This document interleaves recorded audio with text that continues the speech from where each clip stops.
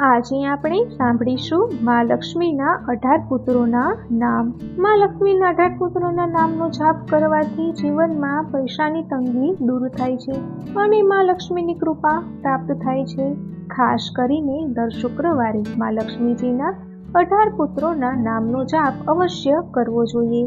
તો હવે આપણે સાંભળીએ માં લક્ષ્મીજીના 18 પુત્રોના નામ।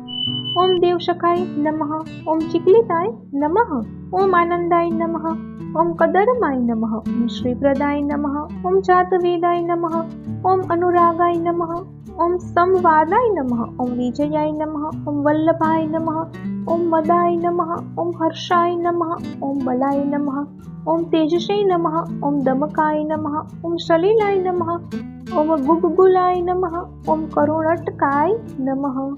તો આ હતા માં લક્ષ્મીજીના 18 પુત્રોના નામ। જો આ માહિતી તમને પસંદ પડી હોય તો